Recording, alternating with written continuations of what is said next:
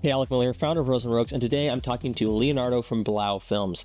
Now, Leonardo and I get into the nitty-gritty back end of monetizing your short film, and really not just one, but your whole short film career, and making this into a career and not just a springboard into another project like a feature-length film or TV series. I really do believe that the next wave in independent media is going to be digital short filmmaking. Everything's there. Blender is free and so is Unreal Engine. At the same time, Hollywood isn't delivering the types of stories people really want. On top of this, you have proof in the cases of Black Mirror and Love, Death, and Robots and others that people are here for short film content. They enjoy it. They want to watch it. However, there's a dam that's holding back all this creativity. And I think that dam is money.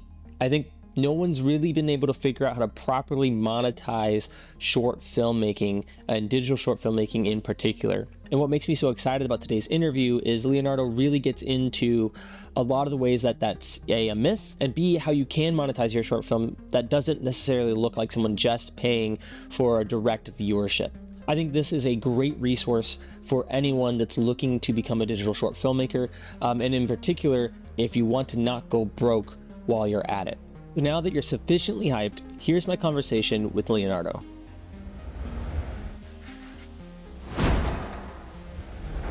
Thanks so much for coming on again. I really, really appreciate it. For sure. We didn't get to it in our last conversation, and I think it's really, really important to talk about the sort of unpleasant marketing and monetization side of short filmmaking. And I really like your approach because it's way more structured and you've thought through it a lot more than I think almost anybody else in the space has. And I have a very throw stuff against a wall and see what sticks approach. And you've really gone through and planned out how to make this digital short filmmaking sustainable. So I kind of want to ask you, kind of about what your process is, and we can start with, why sustainability? Why is that important to you, and not just make a buck and leave? Why not try to get into a festival, win some awards, and then get a feature? For sure. Good question. Well, you could do it that way. If you basically want to do an quick in, quick out, I would almost compare that to building a startup company of which the aim is to sell it. Right. To do a nice exit. So almost all startups at this point. A lot of it, right? Exit before you become WeWork. That's the goal. Your dream is to just collect awards, build validity for your personal name, and then basically hop on to the next project. Right. Then I would actually approach it more that way. And I would hyper focus on how can you increase performance there. Is that relationship building with the actual judges at the film festivals? Right. Is it I don't want to say scam your way into it, but if your objective is to just win, strategize to win. Right. For me personally, I've always believed short films are a long tail strategy. You make a film now, and if you can make it evergreen, it will continue generating views and new generations of audience as the years go by. So making it sustainable allows you to have some collateral and have some leverage in the years that this film is still picking up audience. Right. So you don't have to immediately sell it to a distributor, or you don't have to really you can keep the thing smaller and safe. Yeah. The other thing I think is hard about the short film format is there's not a lot of distributors that want a solo short film. True. It's something I've always noticed is they generally do best either in a package and an anthology like Love, Death, and Robots, or you get any sort of of these short film TV series, right? Like Black Mirror or Twilight Zone or something like that, those typically can be sold, but like just a solo single short film seems almost impossible just to like approach a Netflix or a Disney or someone and be like, hey, I have this short film, you should buy it. They're like, what am I going to do with that? Yeah, very true. The cases are very like few, far in between. If like the good thing is if you build it with self-sustainability in mind, you'll be able to generate some traction results and audience members. So you have a bit more leverage if you were to go in a negotiation with a distribution company. You can also set up a bunch of relationships yourself with third-party distributors in any place of the world, ideally as many places in the world. And distribution licenses, they're segmented by language, country, and basically like distribution platform. So VOD on a TV screen in a plane, in a bus, I'm naming things. They're all a different distribution license. So there is quite a bit of possibility for you to just brute force it, build relationships, and see if anyone has a place for short films. Right. It's kind of one of those things where the market doesn't have a huge demand for it because there is not enough supply of it. Oh, okay. Interesting. Yeah. That's a really interesting thought on that. Is that what you've heard from people that are like in the distribution space? It's a few conversations I've had with people, specifically on Blu-ray. This conversation I had, that Blu-ray is working on a new version of Blu-ray discs. And to buy Blu-rays and manufacture them is actually getting cheaper now. So more companies are kind of stocking up on prepping to make more Blu-ray. Right as Best Buy has decided we're no longer going to sell Blu-rays anymore. Exactly. Oh boy. But it's like the customer demand is, if anything, it's very short-sighted because they're not with the finger on the pulse. So if the supply becomes more favorable, they will force the demand into existence. Right. You see that with Love, Death, and Robots, right? It's like, anthology short films. We had them in the past. Right. But not to this scale. And then after Love, Death, and Robots, it's like, everyone's trying to get on the train. Yeah, I think there's a few things you mentioned there. One thing is, I don't want to stay too long on this because it's sort of a rabbit trail, but it's really interesting that you said that there's a lack of demand there's a lack of supply for short films, which has resulted in a lack of demand. Excuse me. And I think that's really interesting because I look at short films and I think there's so many places they could fit. Like an airplane is a perfect example. It's like, why when I go on an airplane do I never see short films? Like they're spending all this money to license full-length feature films, and it's very expensive, and it's like one of but it's like a big, everyone expects it now, so they expect to have like the top 5 or 6 blockbusters. But there's plenty of flights I've had that are like sub 2 hours, right? I've had plenty of flights that are like an hour or like 45 minutes or even like an hour and a half, but then that means I'm spending a good part of the flight like getting situated and getting like comfortable and like charging up my phone, getting it on airplane mode, getting off airplane mode, whatever, trying to connect to the Wi-Fi. And then I'm like, screw it, that's not working. I guess I'll watch something.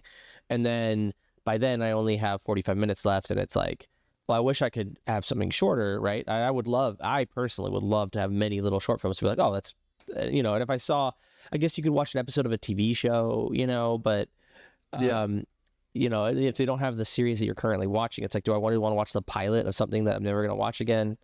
So in my mind, like short films have plenty of places they can fit, but they just haven't been able to create the expectation for, and like you said, the demand for the viewer to like want to do that. It's something I've been really focused on a lot recently, is how many things are essentially, there's a good word for it, and it's not tradition, but are more or less like expectation. Like, here's a really fun one that I want to put in everyone's brains, which is interesting. When you go to the grocery store and you look at the dairy section, what shape are coffee creamer, like coffee flavored coffee creamers? Like they're shaped like this, right? Yeah. That's just what they're shaped like. No Yeah. one decided that. No one set out a law that said you can't shape a coffee creamer like a carton, right? Like, but cartons are only for milk and half and heavy cream. Anything else, if it has flavor in it, it has to be shaped like this weird wobbly shape. All of them, every single one of them are shaped with a weird wobbly shape with a pop cap. There's no reason for it. We've just established that's the way that's going to be. That's the expectation now, is that way. And so like managing expectations or getting the expectation to be there's going to be short film content is a really interesting like hurdle. And then what you were saying, like what ties that, what creates that, or one of the things that create it, right, is a lack of supply. You know, I guess my question is like, why? I don't think there should be a lack of supply, right? Like, so maybe it has to do with that short films kind of sit in this middle vacuum.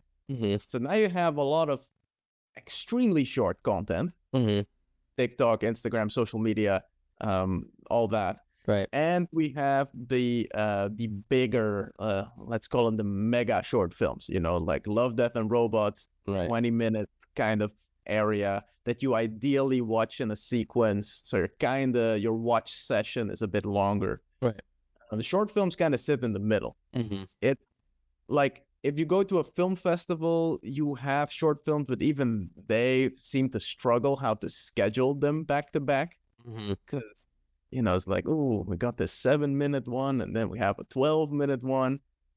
It's like short films are just kind of awkward. And I also believe there is a audience expectation that the quality will be lackluster. Maybe they've been hurt too often. Maybe they've just there's a certain inherent expectation Right. that doesn't help. Yeah. Yeah, that's interesting. So let's get back onto the idea of, you're saying if you're going to make a short film, you know, you could try to use it as a springboard to get to something else, or you can make it evergreen and a long, sort of like a very long tail of the film's existence. What does that look like? Like, how do you make that thing long form where it eventually makes its money back over time? Yeah. So I think it really starts with knowing what the desired result is of your film. So if you have a concept and an idea, instead of immediately compromising on the final vision and just doing what you believe is possible, stay in the impossible idea for a bit longer. Because there is probably the Love, Death, and Robots quality thing that the audience will resonate with more deeply. Then take that film, whether you have I'm assuming you got a script at some point. Your script breakdown is almost your task list, shopping list, and development plan. If you have, I don't know, with Taiko Decay, for example, if you were to break down the script for all the assets, environments, effects, location changes, etc., you'll see what the huge complexity of your problem is. Now, the next step is, how do you guarantee the most value in each of those things of your script breakdown? At this stage, we're still just planning, right? We're still just we're strategizing how we're going to reach this desired result. Right. In the process of figuring out how to achieve each of those goals, you can now see the challenges you will have to face and solve in the process. Right. As filmmakers don't live in a vacuum, and most people are probably making similar types of projects. Those tasks you have to solve are a great opportunity for research and development. Right. That's something we spoke about in a previous podcast. Right. All most of the value you get from your short film is R&D value and not, selling the thing itself. Yes, Right. that will be the first thing to look for. Right. What's good about this is that if you can either make that research available for free, you can start helping the rest of the community, building an audience. Right. If you want to sell that research and development, you're getting some initial cash flow, which is traction and numbers and leverage. Right. Either way, however you approach it, you want to reach the end goal of your film. Yeah, that's something that you guys have been doing really well, where with like the realistic screens, I think, and then some of the Corona tutorials where it's like, as you solve a problem, opening it up to the audience to like, okay, here's how we solve this problem. Here's our R&D. Here's some value you can get from this thing, right? And then I'm trying to do the same thing, obviously, with our Tycho Decay tutorials and stuff. Those are going to start. We're going to see more of those as we go. Right now, we just have like 1 or 2, I think, based on the work we've actually, like the stuff that we've solved and the problems we've ran into. So I think that's really cool. In the long term, our goal is to like obviously open up all of it, including like our production pipeline and like what a short film pipeline looks like, and make that available as a template for other people to copy the pipeline. And the goal, like, right now we haven't made it live. I'm sure for some of the reasons why maybe you haven't done with yours, it's just like we want to perfect it through the first film. Like, let's get it and see where it breaks apart and where it needs to be improved, rather than releasing it halfway through our production and be like, oh shoot, evidently our distribution pipeline sucks and we should rewrite that or whatever. Yeah, for sure. Yeah, so that's one is leveraging the R&D and the problem solving and opening that up, turning that into a product essentially, whether that's a free video or paid lesson.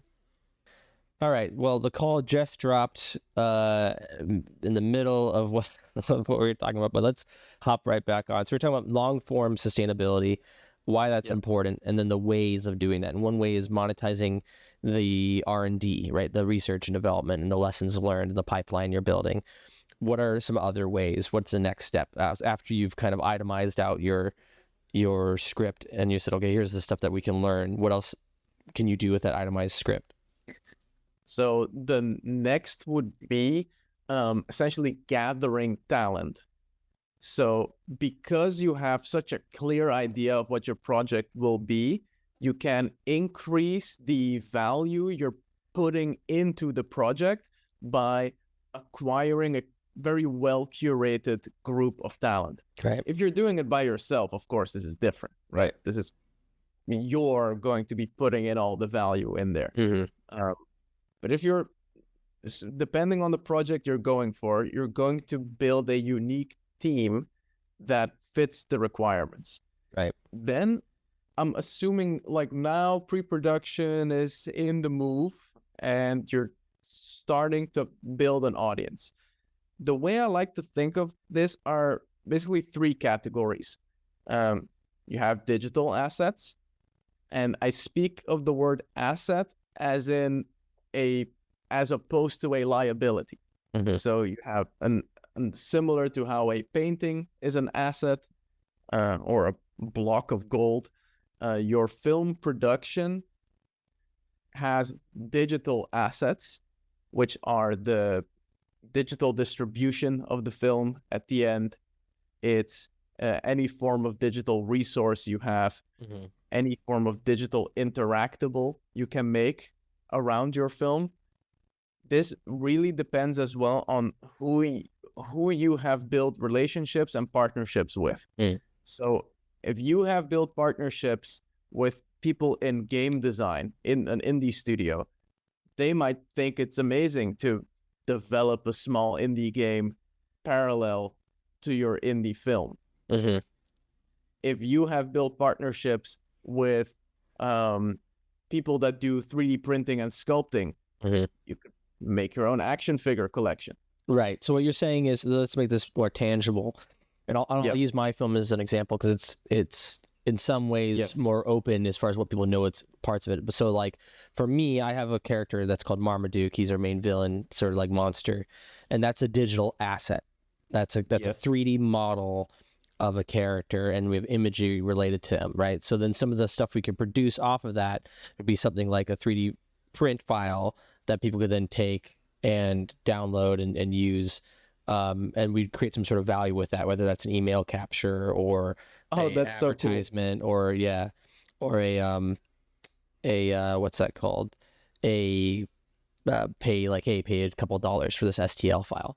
So that's Yep. one option for that's like a very literal example, right? So you have a character in your short film, you can take and monetize that character the same way Lucas or a Disney would, but at a much smaller scale, right? So you're thinking of your IP not simply as the whole, well, I own this idea of a film, but also as every little part, and then you're taking each part and you're saying, well, this could be something we could leverage, like you were saying, depending on your audience / relationships.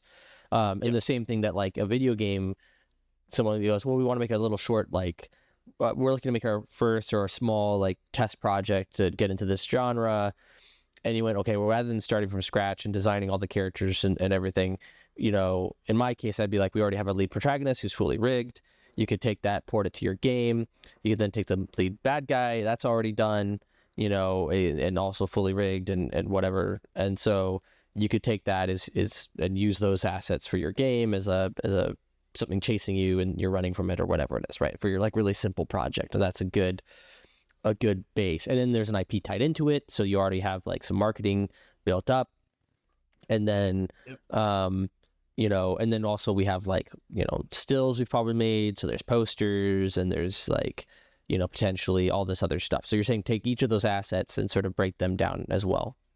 I would say think about basically yes, but with a nuance of think about it like this. If people are interested in your IP or story, they would like to interact it through other ways. Mm-hmm. So they would like to ideally have the IP in their home. Ideally, they want to expand on this value that you're giving them. This is a really good point. It's also what I think a lot of people get wrong about adaptations. And so really quickly, bear with me as I do this rant, which is people think if I'm going to take this book or this video game and make it into a movie, I have to make it completely different. Oh, you're back. Oh, okay. I have to make it completely different because if it's the same, people have already interacted with it. They don't want to interact with the same thing twice. And that's actually not true at all. Like when people go to watch a movie of a book, they actually just want to watch the book as a movie. And when they go and want to play a game of something, they're actually completely fine with having the same story again, but in a different format. And like you were saying, like they generally like to interact with it on more than one level. And so it's like when I watch Harry Potter and then I want to play a Harry Potter game, I don't want to play something completely different. I want to be in the world as opposed to watching the world, right? And those are two different planes of interaction. And then the same thing if there's another version of it, a musical or whatever. It's like I want the same story actually. I just want it to be interacting with it in a different way. And this is something like Baldur's Gate got really right, where they're like, we're just going to make D&D, but digital. It's not going to be like, oh, it's like D&D, but you can actually like sword and board. It's live. It's a real time. So you're swinging. And it's like, no, it's still turn-based. It's still based on rolls. It's still the same way that thing's built. It's the same races, same classes.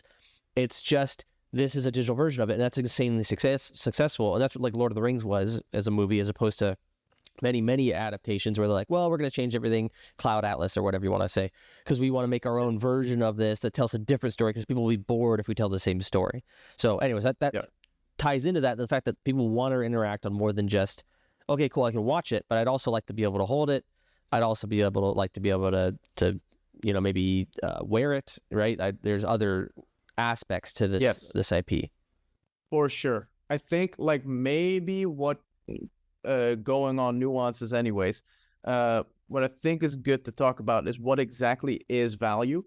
So that if you, for example, buy food, the value is you have your belly filled, you get satisfaction from what you ate, maybe you tried something new, and then you exchange that for money. If you're going to a massage, the value is personal uplifting energy. It's also a value, but it's more intangible. If you go to a place and there's a painting on the wall and you say, wow, that's a beautiful painting, the value you're getting from it is like cognitive. Mhm. It's making you think. The value is purely aesthetic. You Mhm. like what you're seeing. And it honestly could even be like a moral or political value, Right. depending on the Well, painting. and you're talking about the value from the person looking at it. There's also a value of the person that owns it, which is a status, which is the what it says about me that I have this painting in my house, and so on and so forth. Like I have this Exactly. Batman thing here, which clearly means I like Batman, I like the Mhm. animated series, and I'm cool because I'm old school and I value that thing, and that tells you something about me, and that's Yes. a value as well. Now let's hold those two thoughts there. You have the customer's perspective and you have the owner's perspective. Right. And they're both attached to this one centerpiece of art that has inherent intrinsic value. Mhm. It's super subjective, which Right. is why a lot of people won't react to it. But to those who it does react to, there is a value exchange. Right. If the customer now says, "Oh, can I buy that painting?" and you say no, because Mhm. it's my painting, but because I own this painting, I have the rights to exploit this painting Mhm. so I can sell you a print. Right. Now you're multiplying that value, just like a masseuse would multiply their action, just like a baker would multiply their bread Mhm. and continue a sales process. So in a painting that has a bunch of inherent intrinsic value put into it, you now have a asset that you are allowed to exploit. Mhm. You can then even say there's a gradation of value based on how far the ownership is away from the original. Right. So the first 100 would be a first edition of Right. prints. The second run, the unlimited, etc., Right. etc. And then you can create similar to films with digital distribution and Right. licensing deals. One might argue that everything up till distribution is just production. And then when the DCP, the digital cinema print gets made, Mhm. that's when you make the art. Mhm. Wait, did you freeze? We were just talking about is before we lost the call again. I'm sorry, guys, but we were just talking about subjective value and how you can exploit your own art, right? Not meaning Yep. exploitation is the way it's come to be known, which is just like only negative. But you own the art. The art is yours. You're using that to create more profit, right, than there would be from one asset, right? So that's essentially Yes. what we mean. And so that's Which, with a caveat, it means you are doing self-exploitation of an artwork so that you can multiply the value to other people who would like to have that value. right, as opposed to the alternative is, well, only I, the owner, or the person I sell this to gets the value, and then everyone else sort of just loses out, right? So it's a positive thing in that sense. You could view it as a negative thing if you're a purist and you say this art should be made untainted. Leonardo da Vinci didn't make multiple, of his art. It was just the one. That's why it's so valuable. And if he had first edition, second edition, third edition Mona Lisas, maybe it wouldn't be the Mona Lisa wouldn't be the Mona Lisa, right? 100%. So you're exploiting in the sense that you're lowering the value of the original, perhaps, depends, obviously, in order to get more value from it to a wider audience. Yep. So you've broken down your script. You have these steps, and you said you've gotten a crack team. What's the next step? Or let me. I'll also just ask, like, how do you fund this team? Right? Like, what are you gonna do once you have this team? You're like, oh, I have a simple team. Most people hear it and they're like, cool. Where am I paying for this team from? So first of all, like, we both agree that if the team is paid, they'll deliver the best work. Right. Better than if they're like, being forced into Right. labor. Actually exploited. Actually exploited. Right. Exactly. So then or even volunteer work, right? Like you could only do it on your off time, and you can only do it. That's fine, but you understand that, like you said, you're going to get the best work out of people that can dedicate actual time and feel like they're getting compensated for it fairly. Yeah. I'm not opposed to volunteer work if it's like, increasing your, I don't know. I would say it's not really about portfolio bettering. It's more about collaborating with these specific people. Right. So it's like network expansion could be valuable. But still, it can clog up the pipeline of the film if not everyone's able. The right answer is everyone working on this thing should be receiving value, something they view as more valuable than their work. Yes. Right. So whatever it is, that's how all trade works, is you get something that you deem subjectively is more valuable than what you're giving up. And so everyone should be getting a positive return on investment, really, is what we're saying. And so that return can look like monetary return. And the nice part about monetary return is it can be really anything. That's the beauty of money, is it can turn into anything. But it doesn't mean you couldn't cut out the middleman, right? Let's say you pay them money to work on your piece, and they were going to spend that money on education, right? Or on getting to a conference or something. And instead you're like, hey, just work on this piece. We'll send you the conference. We'll do this. We'll pay for your way. Then all of a sudden they get to cut out the middleman of currency, right? So, yes. But yeah, they need a positive ROI.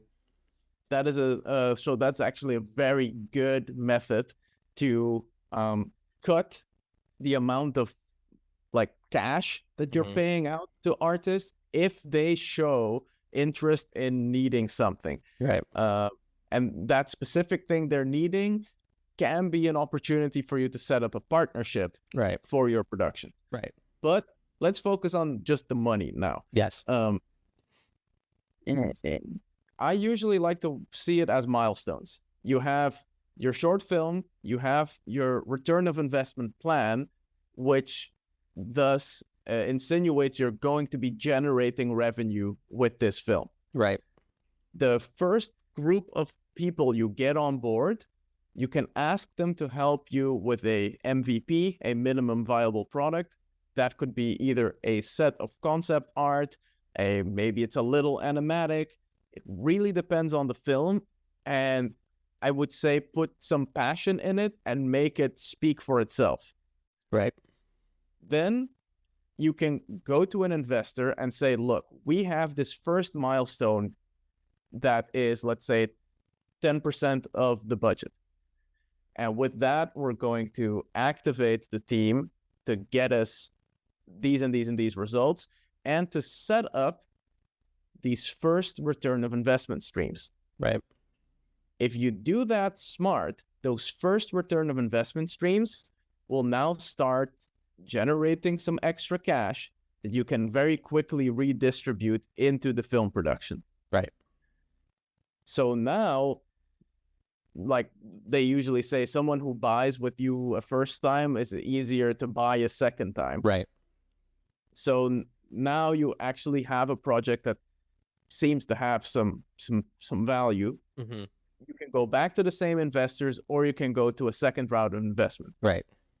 Or if you don't want to go in the investment route at all, you could hyper focus on generating revenue through your digital assets, physical assets, cultural assets, and then essentially self-finance as you go, which usually means that the process will be slower, as you're not getting this capital injection from the side to scale. But on the other end, if you are self-financing by setting up revenue streams, halfway through the process, if you need more capital, you have beautiful traction data. Right. So it will be an easier sell to an investor. Right. So what we're talking about is, you've established the team, you get the team together, you have sort of a proof of concept, right? You have essentially your own little pilot, right? Or a vertical slice. In the game space, that's usually what they develop, is a vertical slice, which means kind of a fully fleshed out version of whatever the thing is you're doing. So that'd be like one key scene, getting that all the way done, A to Z. And then from there, you can take that to investors and pitch it and try to make money off of that. I will say, I believe your approach currently is getting investors, and you have some, and they're working on it. Mine's been very, very self-funded. And so it's been like very touch and go, right? It's been like when we have the capital, when we have the chance, so we move forward. And I think I think you have to ask yourself like what it is as an artist you feel the most comfortable doing. Like I just frankly am a pirate. I have the thing. I don't want ties to anyone ever, and I'm okay to do a lot of work. And so for me, it's been like very I don't want it to have anyone's hand in it. You know, the more I live, the older I get, the more I realize um, you always have collaborators. Let me say this right because it's a good quote. You always have collaborators. It's just that all of mine are dead. Right. So you know, you either have living collaborators which are providing with funding or whatever, or you have dead ones, which is like the people that invented this mic, the people that invented, you know, other things. Like they're all people I'm collaborating with and leveraging to get the work done that I need to get done. They're just not living, so they can't really be a pain in my butt. Yeah. And so that's a good mentality to take out if you're an artist right now and you're like, well, I should just do it all myself. It's like you're never doing it yourself. You're always using other people. I'm using advice from people that, you know, written books, and not all of them are dead. They're just not in the room with me. It's more fun to say they're all dead. You know, you're relying on people that learned a certain technique, and those people could be alive and they could be in the room with you. The problem then is they get to have feedback and an opinion, you know? So that those are two ways of looking at it. But, you know, I get more and more warmed up to investors the longer I go, even though I'm still very, very wary of any relationship in which there's not somebody at the helm. I think it's really, I watched so many, right? We all have stories, and you watch the documentaries of Steve Jobs and everybody like arguing with all their co people. So if you're someone that can find like a lot of people that are like-minded and want to invest and are like excited, I think that's a really good way to go. And I think you have to, as an artist, like figure it out, but know if you're turning that down, like you're in for like a long haul, and you're going to be doing, there's so many things that like you're going to realize would have been easier if you just had someone else to be like, oh yeah, I've done that 100 times and I've sent all sorts of stuff to, I've you know, got all sorts of things at the festivals because I've been someone that's what I do or whatever. So, On this note, like two more things that are options. One of them, which we've been doing on a short film called The Hunt, which is co-production deals. So then you are essentially building relationships again. So relationship building is so important. Relationship building and partnership building, right? It's like even how we are talking, it's just like relationship building. Everything's humans, dude. Like that's what you come to realize. You think there's this thing called the government. No, it doesn't exist. It's just people, right? And then you think there's a thing called a bank, and it's like, no, it doesn't exist. It's just people. Like all these things are just people. And so knowing people is really how you get to know the thing. Like knowing, absolutely, you know, you're like, oh, there's a publishing studio. You're like, no, there isn't. There's a bunch of people that sit in the building together and try to get things published. And so the idea that I need to find a publisher as a building is not the case. You need to find a human that does publishing. You know, you need to find a human that does banking. You need to find a human that writes loans. Like that's always the case. So with co-production, that would be you have a external production company, ideally that specializes in something that you are lacking skills in. And then you present to them the same MVP that you would present to an investor. Right.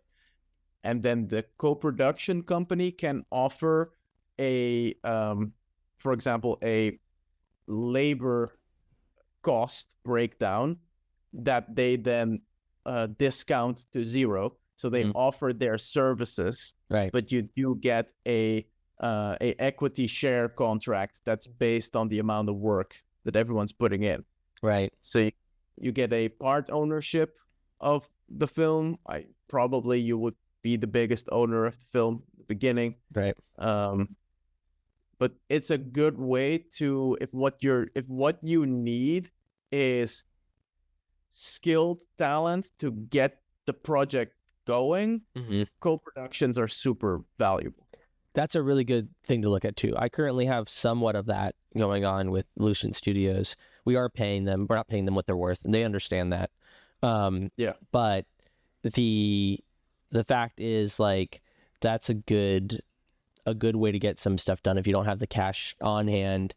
Getting people some stuff. I'm very, very, very, very touchy about giving away any part of anything. So that's just me because I'm a an asshole, who's just goes like, no, I just, I had this conversation recently with someone who's like, I don't want to have to buy it out later. That's like always my mindset is like, okay, what's in 3 years, if this thing is a success and if this thing's going well and I want to do something with it and someone else doesn't, like, I don't want to have to buy it out. I just don't want to have to buy back the thing that I owned originally, Yeah.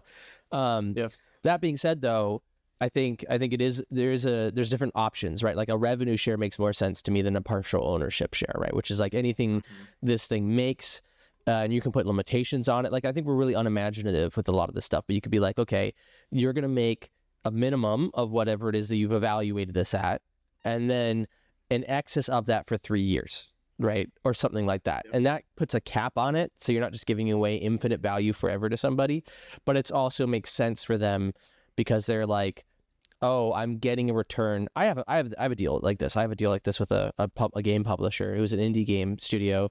They didn't have the money. They sort of had the money to pay me, but I didn't want to take it because it was better used in other areas.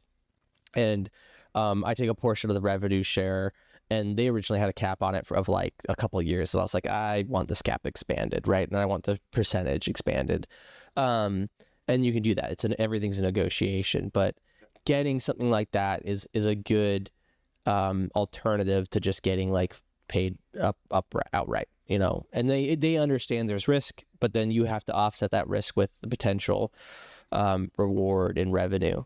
I would say on the risk thing specifically, like controlled money spending but high risk is kind of what works best in my opinion for short films. What do you mean by controlled money spending? Like, go into that a little bit. I would say be very critical of how you're spending the money. Because once you get into cash burn, it can like become a cash wildfire. Right. So try leveraging partnerships. If you're using software and you're building some kind of leverage through your team, maybe try negotiating discounts for the software or a 1-year free license or something. Yeah, that's something I think I myself am really bad at. I've started doing it more. I did that recently with Jenga and some of the Embers and stuff. And it's been interesting. I think there's a potential in the future for that to make more sense. But right now it's made me like $50. It hasn't made me like any money. But I know I have a friend that just reached out to like Rode microphones, and they're like, hey, I'm making like podcast. Do you guys want to do you have anything you want to be involved with it? Do you want to sponsor it or whatever? And they just like sent them 2 free mics and was like, here you go, just mention it or don't, And so there's a lot of things like that. You have a really cool story about IBM, which is badass. It's pretty awesome. And it's just, and I think here's the other thing I want to say to artists, like you think the numbers are everything, but really your personality, relationships, and ideas are everything. Like, it's really interesting to me how often people don't care about numbers. Like you think, well, I don't have more than 1,000 subscribers. I don't have, 100,000, whatever. I don't have all these things. Like, but what people really care about is like, if you seem honest and friendly and easy to work with and not someone that's going to like give them a bad rep. Like people want to help other people out. And so, especially in the creative space. So if you have a question about something, or if you think maybe a company could benefit if you're using their stuff, just reach out, and say like, hey, like I would love to do this. The other tip I have for artists, because my whole goal is to help artists, right? That's the whole goal of Rose Works. So the other tip for artists is what you said, which is if you're going to do something for free, don't do it for free. Do it for your full rate and discount it.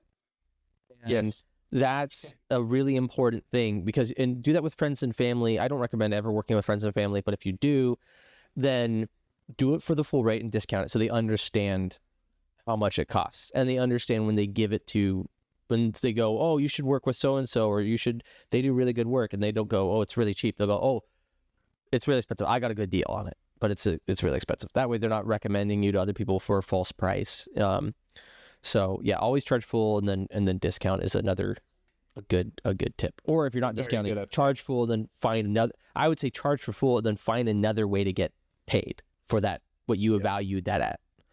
Yeah, you can always negotiate, and that's one key thing.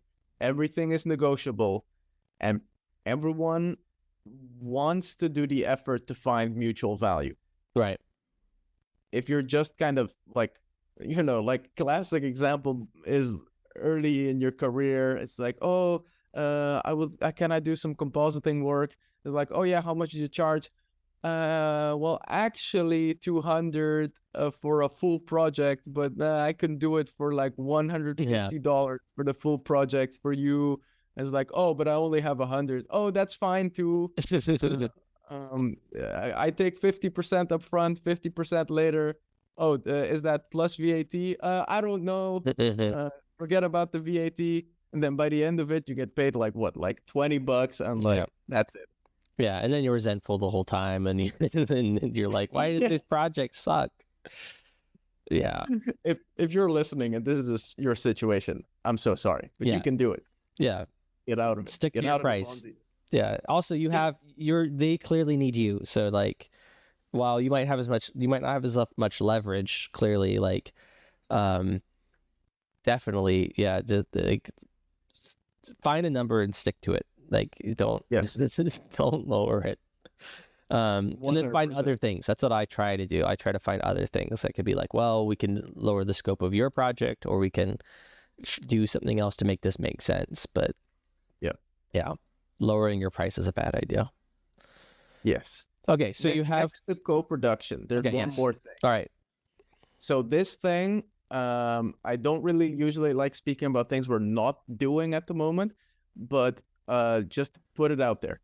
You can get a pre-production distribution deal.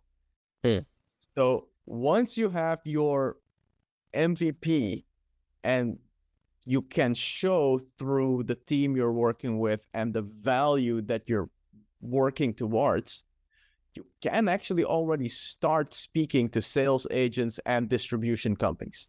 You don't have to wait until the film is finished and you go to the film festival, because just like a co-production company, a distribution company might want to be an early in on your film, and they might be able to just basically fund a certain part of it. Right. Well, especially I've known some people that want exclusive contracts. That's one of their ways of getting those. Is it's easier to negotiate for an exclusive contract when something hasn't proven its value yet. So they can, if they see a potential in it and they go, we'd like to have exclusive rights to this for the whatever it is, a time period or for something, that's a really good deal for them, because I believe I don't know a lot about the back end of some of these things, but there's distribution companies such as like Gunpowder and Sky and Alter and there's a sci-fi one they run too that my brain can't think of for some reason. Dust. Yeah, and getting with them is they will take scripts, as far as I'm aware. They still do this, and they'll take like early stuff you can submit and then negotiate an exclusive contract with people rather than a like a anything distribution contract. And so if you already have like a really successful piece and you've already taken it to festivals and it's already done really well and people have already like singing its praises, then you're going to be like, well, if you want my thing, I'm going to charge you more. So when it's before that, that's a good negotiating technique. If you're willing to do that, like you also have to ask yourself, like, am I willing to give someone exclusive rights for a limited time? I'd always recommend putting a time limit. Always get a time limit on all these things. It just frees you up with anything. Just put a time limit on it. It's really where it's like ad infinitum in the known universe where you get into trouble.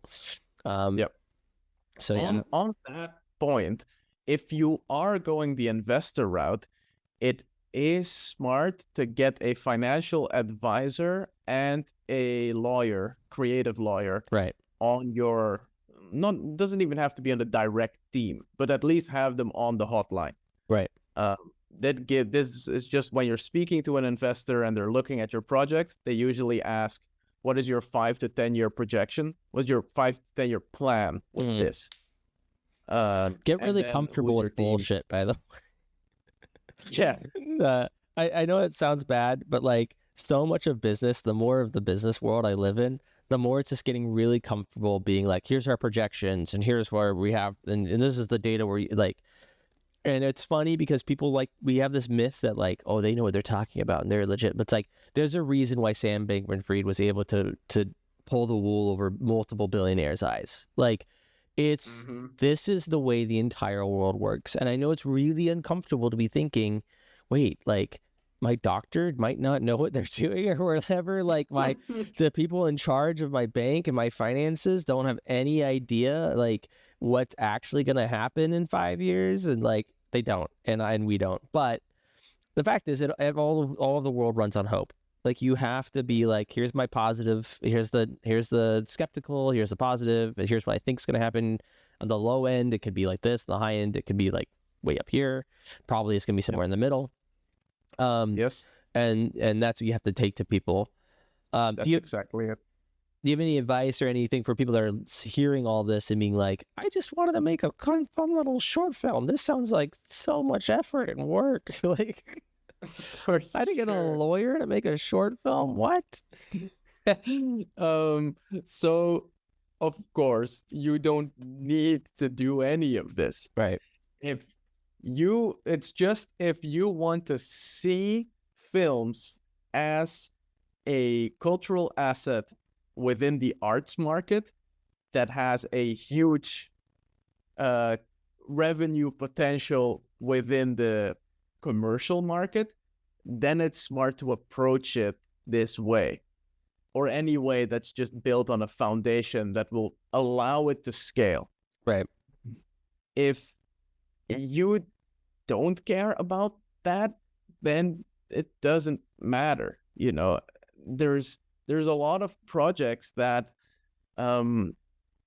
still have tremendous impact on the career of the director or on the career of the team that are just, you know, a room, a camera, a good script.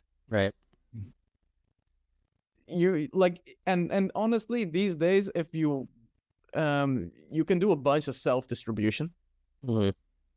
There's enough third-party platforms such as YouTube, but I would recommend your own website, your own following. You can do this thing fully run and gun, fully guerrilla, without the need of professionalizing it. Right. I think one of the things that will happen in the future that hasn't really happened yet, and I think this is really the benefit that proper publisher has, like a proper, you know, sort of production, you know, or film distribution, you know, whatever the company has, is like, that's ultimately, you know, I don't see where you see yourself in the future, but I hope ultimately there's someone could come to you and be like, hey, Blau Films, you guys are super cool. You figured out the back end of all this stuff. I'd like to pitch an idea and see if you guys can't, you know, put me on that pipeline. I think that's something that will happen in the next few years. I'm hoping. We'll see. Maybe there was a reason no one's been able to figure out short films. Maybe short films will ever be a thing. Like all of my teachers told me in school.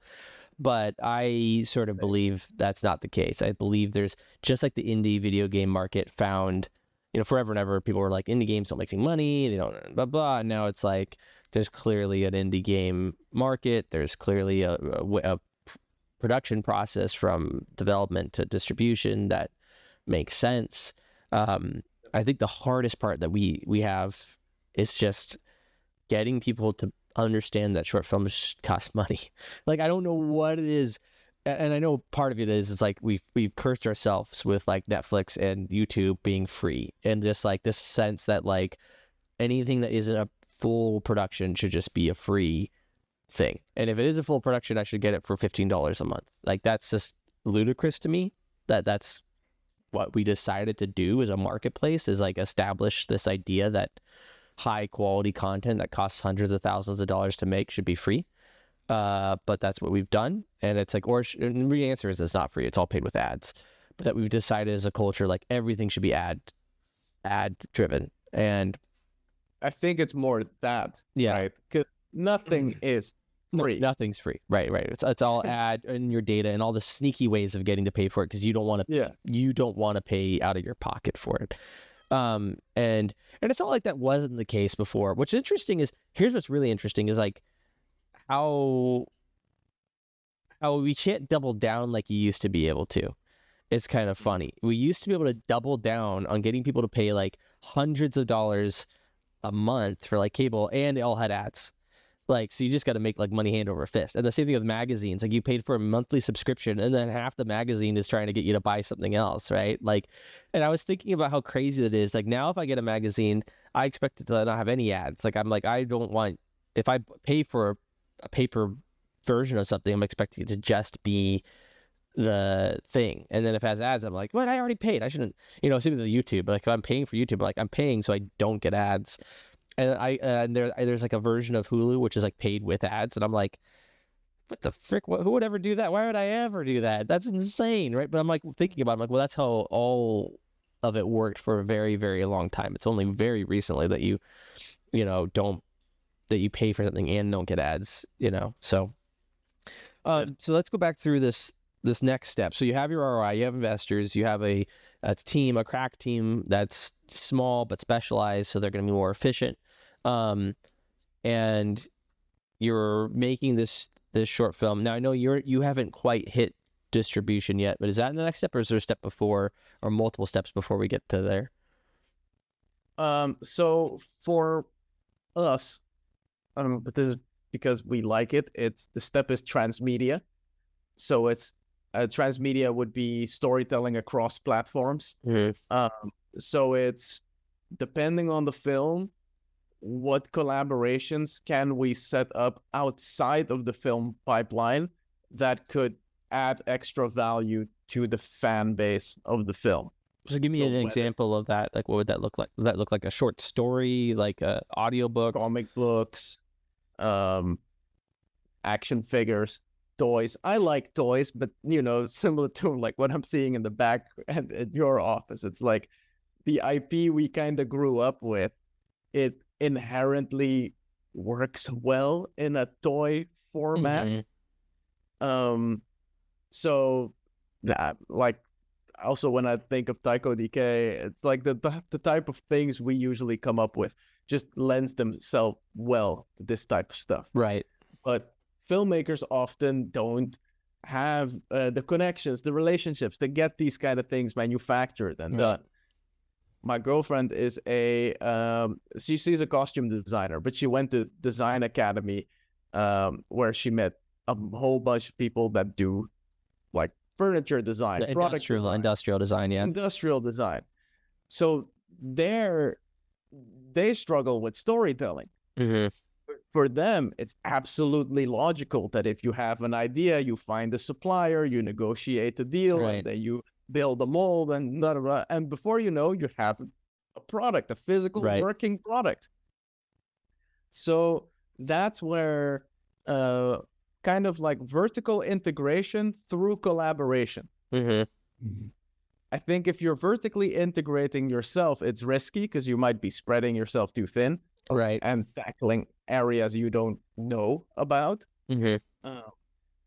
But if you can vertically integrate your film through collaborating with anyone else, then you can add this extra component of customer direct value. Right. Yeah, I just finished working with this video game IP that I've been working with. They just finished a makeshift campaign, which is like these little fluffy dolls.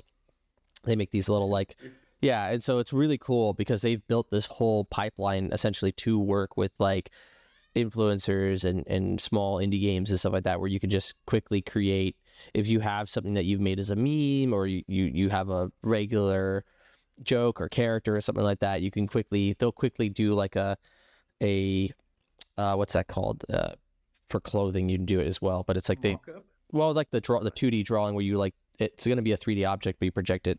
Anyways. Oh, like a pattern. Yeah, there'll be like a pattern, right? Like, so they'll pattern it out and figure out what makes sense and the colors and stuff, and then they'll do like a couple prototypes, and then you put it up, and you have to sell X many for them to like actually make it, right? So it's like this whole like you prove you have an audience, you build the thing, you build the prototype, and then you can use that prototype for marketing, and you say like, hey, you could get one of these if you pay X amount. Really smart. Yeah, they then pre-sell all of them, and they don't make any of them until the pre-sale they hit the threshold where it's profitable. So that's a really good company, and I'm surprised there isn't more of those in a certain sense for like all sorts of stuff. But that's the first step, right? It's like, hey, you could get a plushie, and you could get like I think you could do that with like potentially everything. You could do that with posters, you could do that with clothes, and so on and so forth. But it's a really You could cool do that with like swords. Right, exactly. If you have a cool weapon from your IP, like you could get a Forge Master. The Forge Master could pre-sell if there's next many. That makes the material costs worth it. Like, so yeah, exactly. That's a good method of doing that if you have an audience. What I think is hard, and I'm not good at this, and other artists I think are not good at this either, which is like, again, we always look at the people with like massive followings, and we're like, oh, they can do that because they have a huge following. But I think, and I could be wrong about this, but I think in reality, you don't actually need that big of an audience to start doing some of this stuff. Not at all. I'd be curious just to like for some inside baseball. You don't have to give me exact numbers, but like you have like the Globe kit and others and stuff like that. Like, were you surprised about the reception of that, given like the size of the IP and the company? Or is that done like better than you expect? Is it done below what you'd expect, or about what you'd expect as far as so like just to give context to this, at Blau Films they have a website and they sell multiple assets, including some like space like photography essentially, and then they also have like a whole 3D planet system for Corona Render and Cinema 4D. And I'm one of like the people that bought that. Like that's how I kind of found out about them in the first place. And so I think you'd be. I right now haven't released much of anything. I have like a couple free things on Gumroad, but I'm like, I don't know if you can hear my cat, but he's like going crazy and it's killing me. But there's a few things on like Gumroad and whatnot, but like I would expect it to do like not well at all, because I'm like, oh, I have 1,000 subscribers and like that's nothing, and so on and so forth. So what's been your experience with that? The experience overall has been pretty good enough for us to believe that we could self-sustain the entire business on it. Wow. Really? So the market is huge, and if you factor in international, the market is like insanely huge. Right. The problem is, well, it's not really a problem, but the inherent challenge is it requires constant product development. So ideally, if you want to maintain a healthy asset sale, you want to have a product dev team that's working parallel to your production. Right. For Earth Digital, I've noticed that we're consistently getting sales, and we're consistently expanding to new demographics. Right.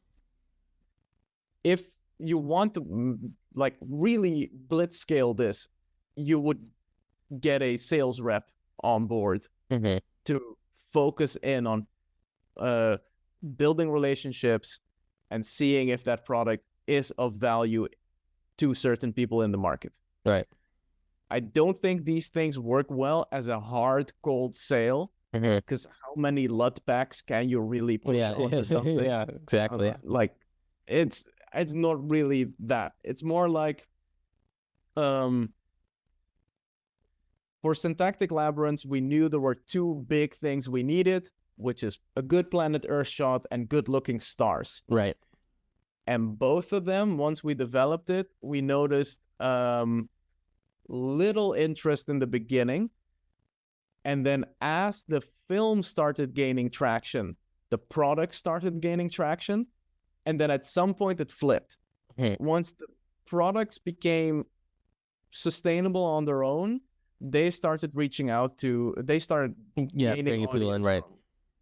From marketing, from advertising, from, for example, Earth Digital was used in the University of Agriculture from Iceland. Right. They had like an ad campaign, and they were like, oh, we need a planet shot. Uh-huh. Does your Earth one have Iceland? I was like, yes, in HD. Yeah. So your product solution, your research and development for your film will, over the course of the years, tackle a whole multitude of industries that have nothing to do with you. And Right. you'll be extremely surprised every time you see an email as to how they even found you. Uh-huh.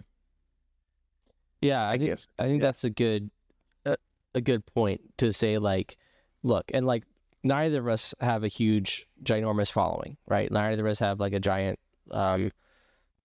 base of people that are like, oh, we can't wait, not knocking down our door to like, get anything.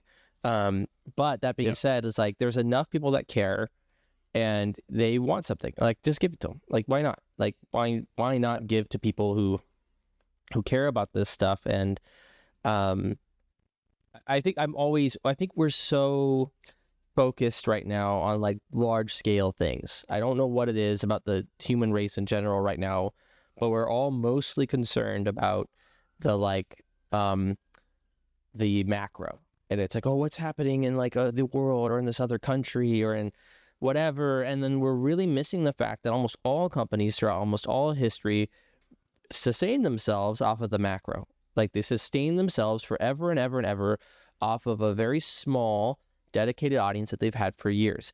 And I keep trying to tell people, try to be, you might not be McDonald's, you might not be Chick-fil-A, you might not be In-N-Out or whatever your favorite chain restaurant is, but there's a pub on the corner that's been there for 200 years, right? And no matter where you're at, as long as your place has been there, there's some pub that's been in New York for as long as New York has existed. And out here in Phoenix, we're only like 100 years old as a city, as a state, we're like 114 or something like that.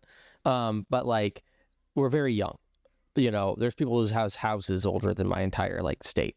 But there's something that's been out here, I guarantee you, if you go look for it, you'll find it, that's been out here for multiple generations, for 4 or 5 generations. And they never expanded. Like, they never became a chain or a massive thing. Yep. They've been able to sustain themselves off of a small, dedicated audience for a long time. And I know people have like debunked or disproven or whatever, the whole like 1,000 true fans deal, but the fact is, you might need more than 1,000, but you don't need that many. You really don't need that many people that really care and are regularly supporting you. And I'm shocked at how many times I find mid to small size businesses that do very, very well, that make everyone's lives better, that work for them, and that are actually able to like have respectable staff that enjoy their job because they're not working for a giant machine. 100%. And so I want to encourage you guys to like could go and do that. I've been recently buying up I bought a bunch of heavy metal magazine recently. And I saw you share those. Yeah. Beautiful. And my whole goal with those things is I want to study like, there's these indie projects that have existed forever. Like, there's been pockets of things. There's been these crazy fashion brands that are just like, we make, 60, 80, whatever shirts of whatever, you know what I mean? They're limited things and they can do really well. They can hold their own. And I'm friends with a few companies like this. There's a few game developers that are that way. There's a few whatever. It's like they keep their team small. They keep it, I would say, ideally below 100 people to 100 people. And they are able to create out quality stuff. You have to ask yourself what your goal is. And I think this parasite has taken over the world because we can measure things now.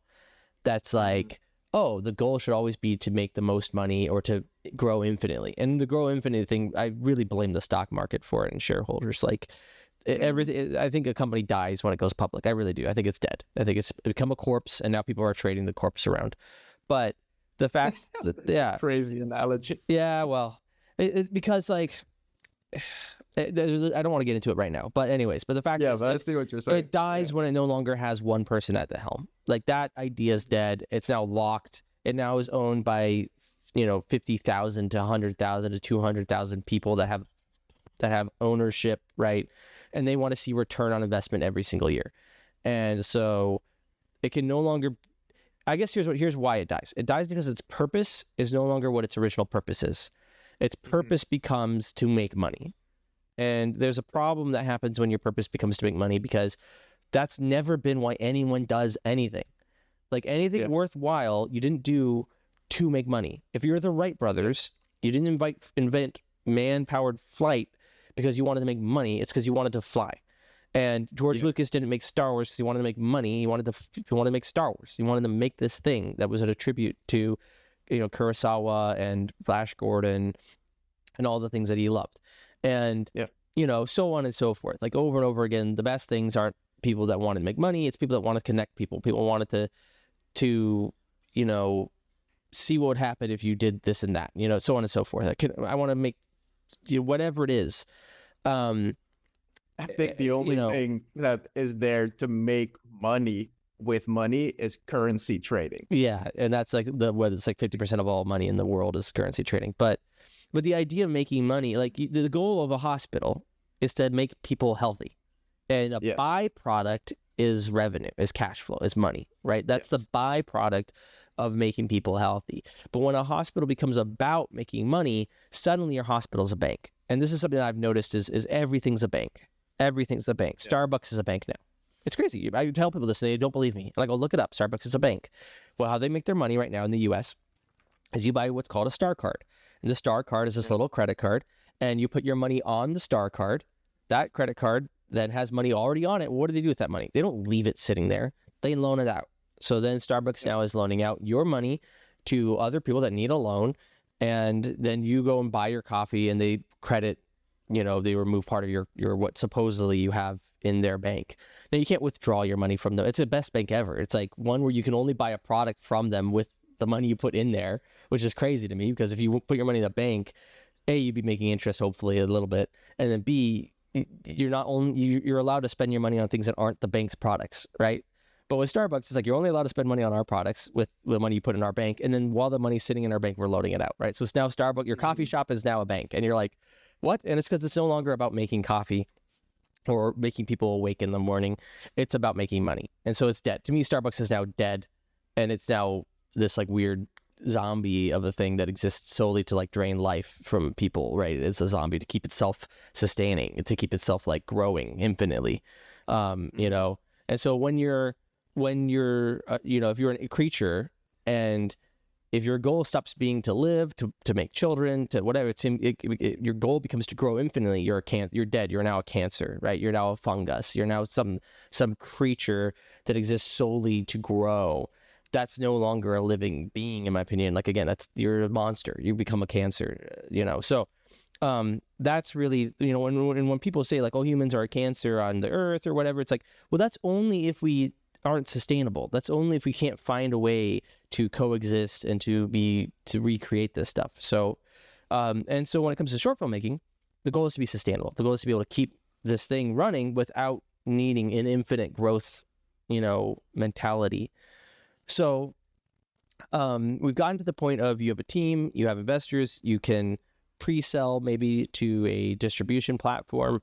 What are the next couple steps that you see before, like, let's say, distribution? So if distribution is here, one thing I would do before that is any type of physical event, get together, a way to like add additional layers of value to the communal aspect of, at the end of the day, watching a movie. Right. And having a fan base that ideally will want to watch this movie again. And if then this kind of ties into this to distribution, now you're already getting an interested audience for when the film will be distributed. Right. So a physical event could be, like recently I was a public speaker on one, and I just spoke about the process of Syntactic Labyrinths and Earth Digital. Right. It could be public speaking, could be sharing value. It could be showcasing the art that is being made by the film. I see like video game studios like Kojima Productions. They have a beautiful showcase of everything that's been developed or is being developed for their projects. Yeah, they had a really cool, I highly recommend if you haven't watched it. It's just so you can like dream about having it one day and drool and then realize how miserable your life is. But there's a really great walk tour of the Kojima Studios, and it's awesome, and I highly recommend it. And it's all in Japanese, but it's wonderful, and yeah, I highly recommend checking it out. I'm sure it has a few million views by this point, but and that's a good example of something that most people don't think about doing is like, oh, I could do a studio tour. Like that's something that I haven't seen many game companies do, but you also have to do what he did, which is make a beautiful studio. Like that's another reason to like make everything beautiful and make everything wonderful. So yeah, that's a good point. Yeah, and then there's obviously the art books that like I have behind me here and on my desk somewhere and everything else. And then from there, I would say let's say we get into distribution, like people love physical screenings of your film. You don't need to go through a distribution company to get your film screened. You could argue that the distribution company will guarantee the viewership, but even that's not really true. Right. You can, for example, go to a local small theater, as we're talking about local and sustainable small scale. And if that theater has a consistent audience that goes there every week, no matter what the film is that's playing there, you can build a relationship with them and get your short film screened there, maybe with a Q&A at the end, maybe with some other buffer to make it worth the half-an-hour slot. Right. You will inherently get an audience. Here in the Netherlands, like I see this happen a lot. There are these smaller cultural institutions that are just screening pretty random projects. And there is a consistent audience of some elderly people, some people with their girlfriends, some children, parents with children, and they just go on the weekend to that screening. Right. Then you're able to be building, you're building a few things. You're building a direct connection with an audience, which is great. You're also building now traction that your film has already been screened successfully at multiple places. Right. And you're building revenue because there's ticket sales. And depending on what the negotiation is you do with the screening event, you could probably even get some money through the food or whatever is being sold. Right.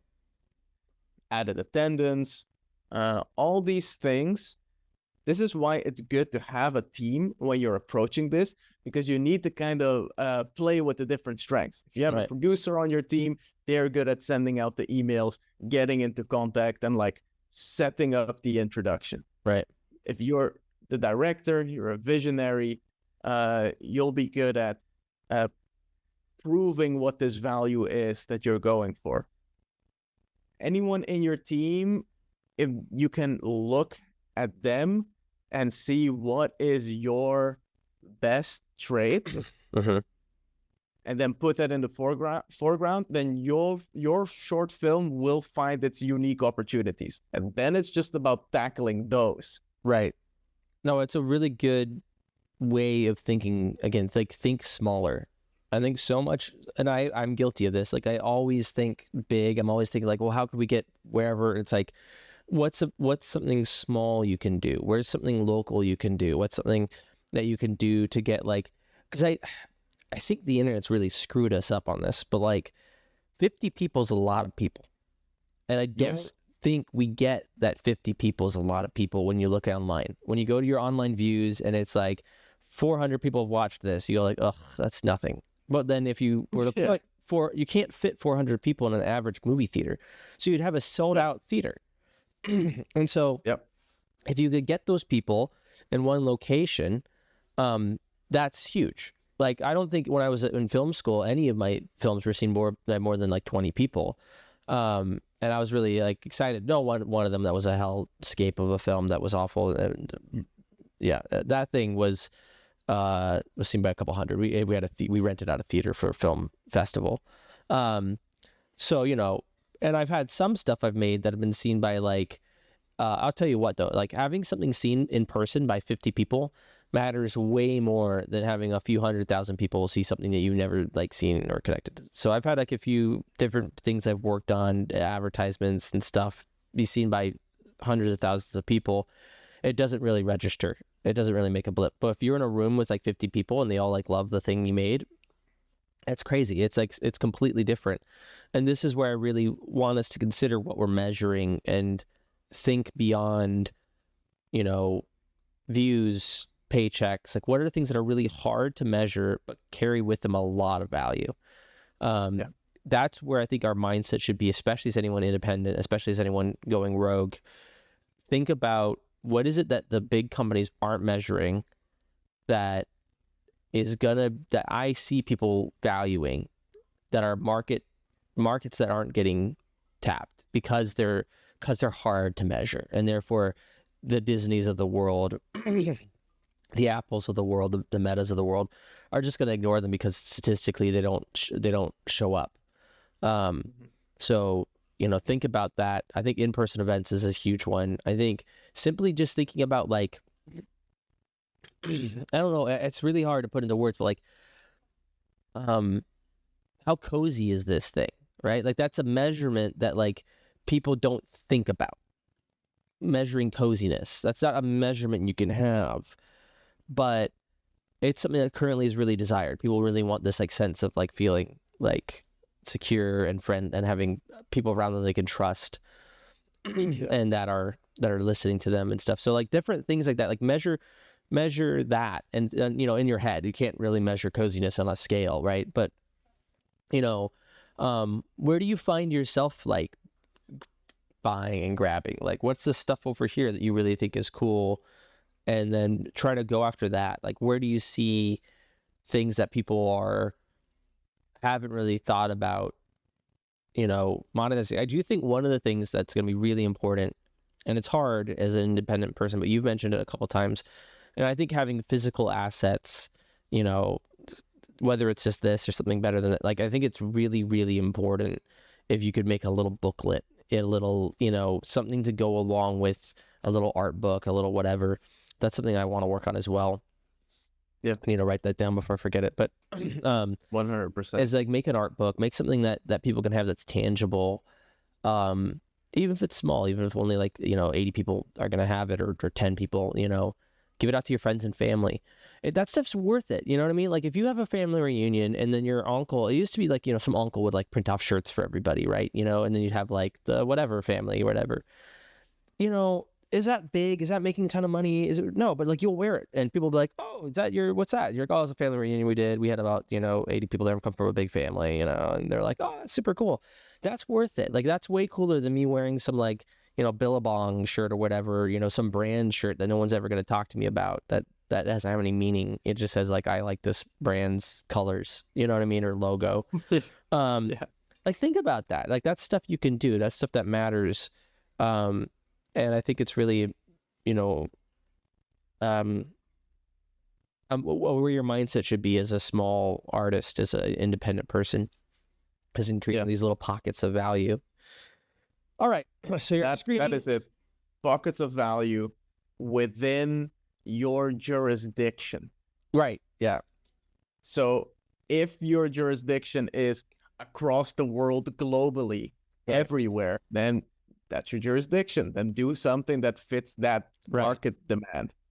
If you are if you are in film school in, I don't know, like South Africa, I've spoken to some people there who said we don't have a huge film distribution setup. Like, okay, sounds like a market opportunity to me. Right.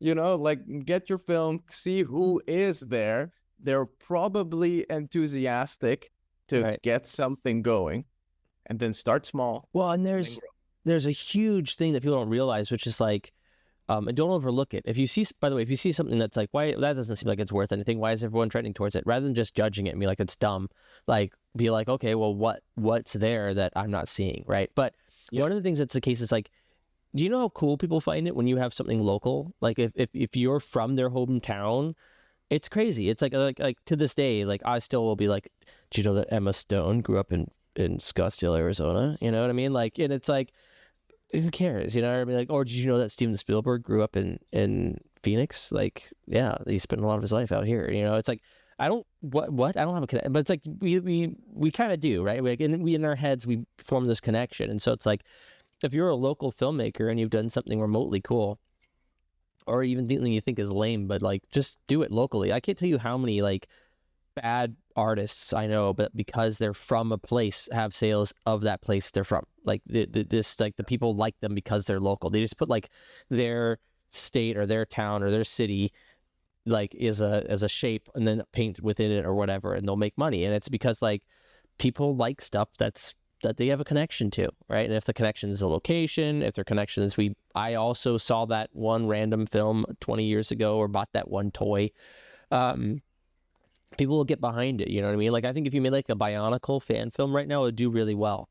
And there's just break the bank. right. It's just this like sense of like right now there's this nostalgia for Bionicles, of this niche thing that you feel special because you think no one else worked with it, even though it was like hugely popular for Lego.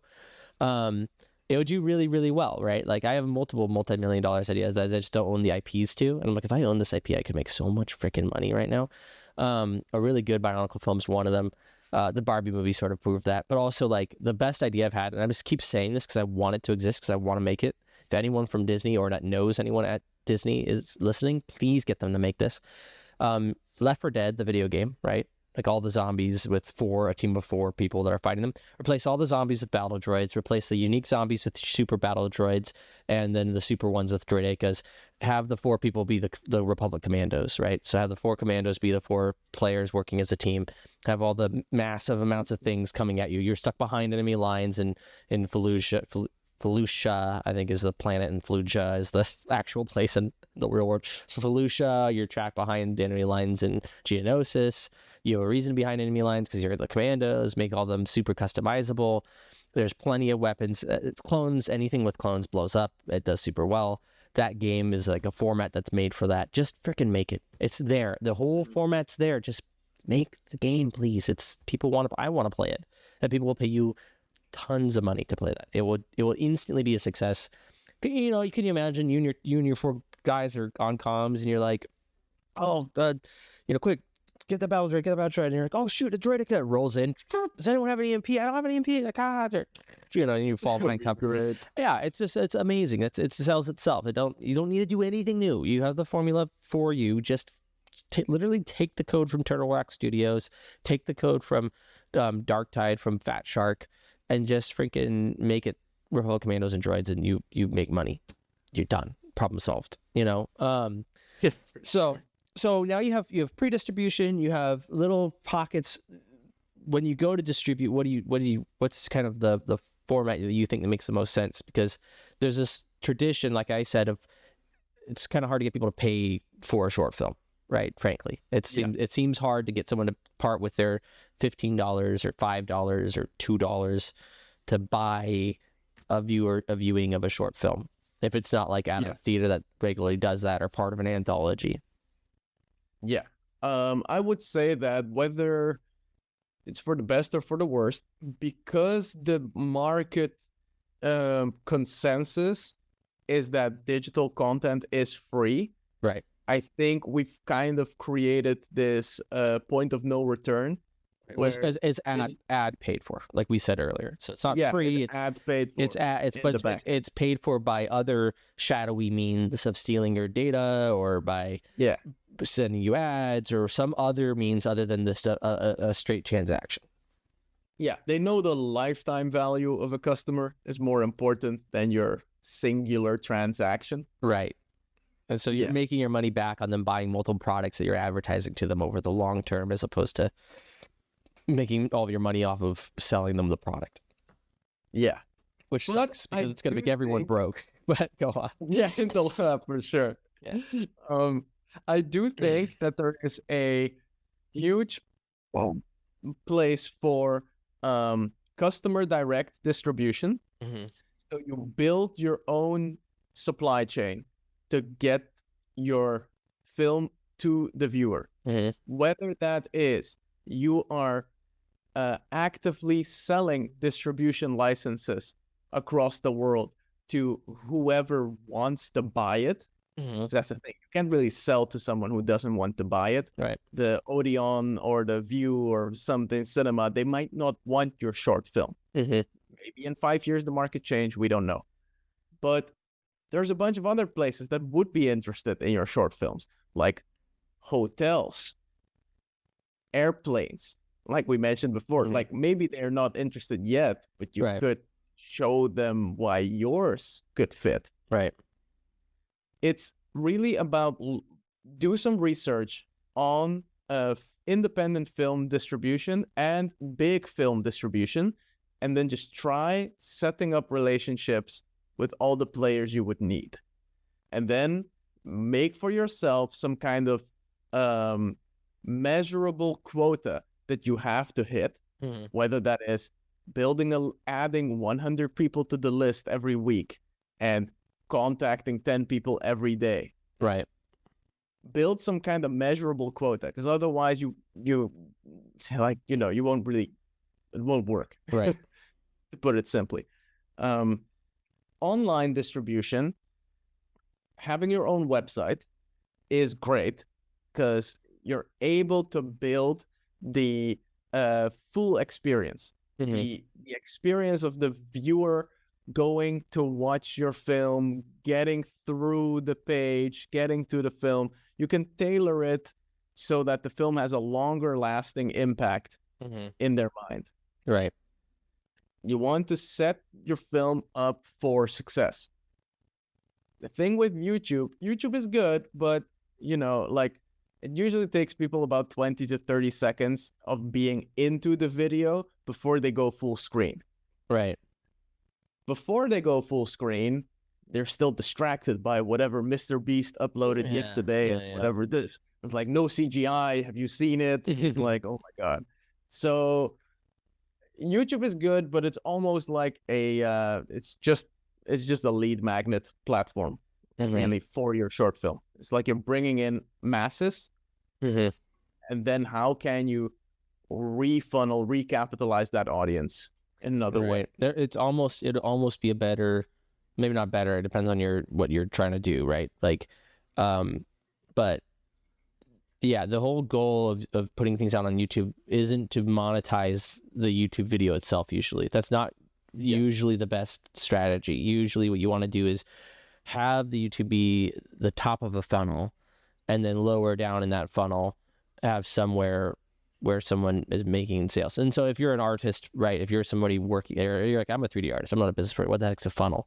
More or less is if you run a company of any sort, what you have is this thing called a funnel, and it's different places that people are engaging until you get them to like a sale or locked in as a member or whatever it is at the bottom of the funnel, right? And so YouTube is more or less a top of the funnel, meaning that that's just how people get aware. Usually almost the top of the funnel is always awareness. It's just like, how do I get to know who you are? And they do that. And then from there, it's like, well, maybe they become a part of my community, right? That's like the next level of the funnel is joining a Discord. And then from there, it's like they then buy a course or a product or whatever. And then from there, so on and so forth. So, and then hopefully the funnel kind of like leads back into itself and you get infinite money. But the idea of a funnel is, that's the idea. So YouTube is usually the very wide top of a funnel where anybody could hit it. It's more like a billboard than it is a product. You know, so I think there's a value to releasing things 100% for free on YouTube. For sure. But then that thing becomes a marketing asset and not necessarily an asset in itself. Yeah. Just like if a film released their whole film onto YouTube, right? It's like that would no longer necessarily be how they make money. Usually they release trailers to YouTube and then you go someplace else to watch a film. So what I do believe, though, is that if your film is good, it will inherently drive repeat viewings. And it might not drive a repeat viewing in the same week because we've got stuff to do in our lives.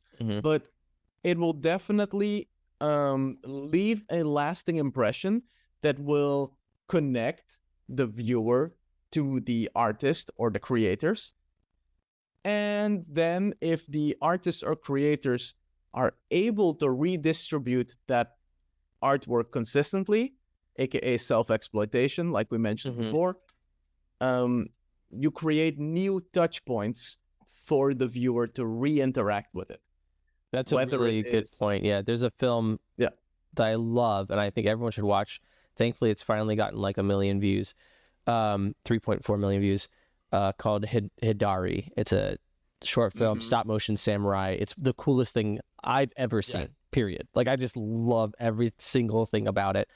And it's insane. And I've definitely watched it multiple times and had other people watch it like in multiple times. So that's a good, I think that rings true as far as I can tell. There you go. You have basically gone through the funnel until you've become an evangelist for the short film. And that's what's just telling your friends. Right, exactly. So what you just saw filling the funnel back on top. Exactly. You just saw that whole thing happen. Yes. And then infinite money machine. So if you have, I doubt they've made much money off of it, but I'm sure that depends, right? I'm really hoping they're getting contacted by like a Netflix or somebody for the next Death and Robots. If you're a talent scout and you aren't reaching out to them at this point, like, you're insane. You're an idiot. Anyways, go on. Exactly. Yeah. So you're able to then redistribute your asset in a way that you believe best benefits the value gained by your audience member. So if they saw your film through YouTube, well, maybe you can host a 4K version of that film with, I don't know, surround sound on the website. And then whether they go through the YouTube to your socials or through the YouTube through your website or whatever the customer journey is, right? It's now your job to tell them about this thing, which is still the same film, but the experience is different, which only reinforces the artistic value and the experience. That's a good point. Now, you will lose a bunch of people, right?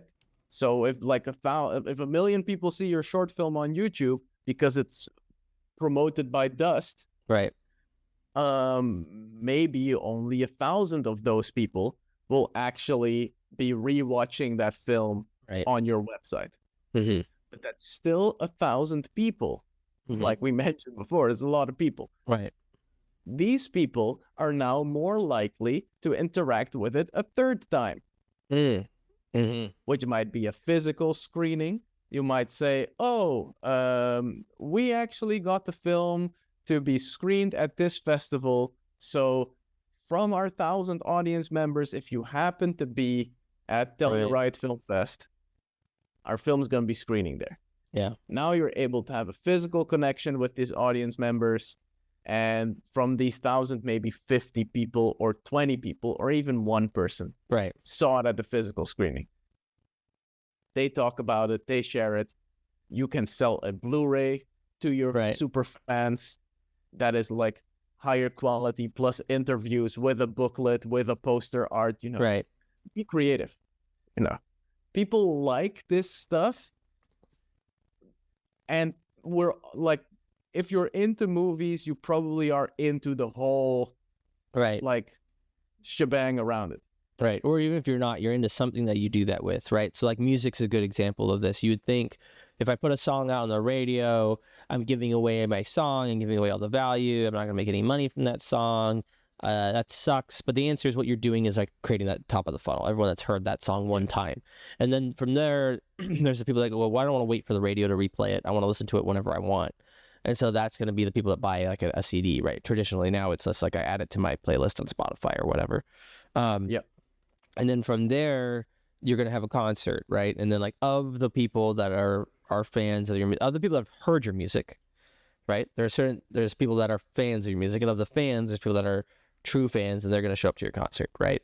And so like, while I've heard Taylor Swift, I can't tell you how many times, I've never gone another step down. I've never added her to a playlist, and I've never gone to a concert, right? But she has a wide enough top of the funnel where even someone like me who has nothing to do with her music, would never listen to it by choice, has been forced to experience it enough times that, you know, there's going to be a large pool. I mean, there's a chance that almost everyone in the world has heard of Taylor Swift, right? Like, you know what I mean? Or at least knows, there might be a one person connection to everyone in the world that knows someone that's heard of Taylor Swift.